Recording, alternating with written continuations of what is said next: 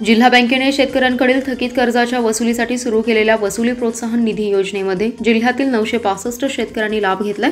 या शेतकऱ्यांनी योजना सहभाग घेत एकरकमी कर्ज परतफेड केल्याने त्यांना 4,39,00,000 रुपयांची व्याज सवलत मिळाली आहे। या शेतकऱ्यांकडून 14,82,00,000 रुपयांची थकबाकी वसूल झाली आहे। जिल्हा बँकेच्या वतीने शेतकऱ्यांना शेती व बिगर शेती कारणांसाठी विविध प्रकारचा कर्ज पुरवठा केला जातो। मात्र दुष्काळी परिस्थिती, अतिवृष्टी आदी नैसर्गिक आपत्ती, शेतीमालाला भाव न मिळाल्याने अनेक शेतकरी वेळेवर कर्ज परतफेड करू शकत नाहीत। त्यामुळे त्यांचे कर्ज थकीत जाते, परिणामी त्यांना नवीन कर्ज पुरवठा होत नाही। या दुष्टचक्रातून शेतकऱ्यांना सावरण्यासाठी जिल्हा बँकेचे अध्यक्ष मानसिंग नाईक यांनी शेतकऱ्यांसाठी वसुली प्रोत्साहन निधी योजना आणली।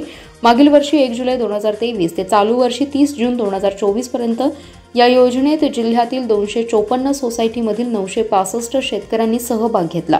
त्यांना 17,77,39,490 रुपयांचे कर्ज वाटप करण्यात आले होते। यातील 14,82,61,373 रुपये थकबाकी रक्कम होती।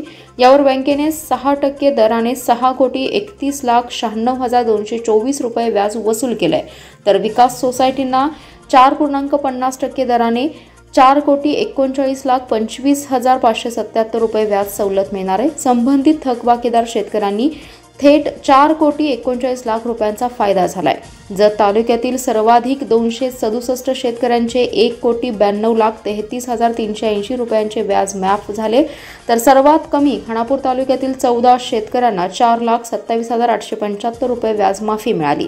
या व्याजाची तरतूद जिल्हा बँकेच्या नफ्यातून करण्यात येणार आहे। योजनेत आटपाडी तालुक्यातील 52, जत 267, कवटेमंकाळ 60, कडेगाव 36, खानापूर 14, पलूस 53, शिराळा 48, तासगाव 206 आणि मिरजेत 172, तर वाळवा तालुक्यातील 57 शेतकऱ्यांनी सहभाग घेतलाय।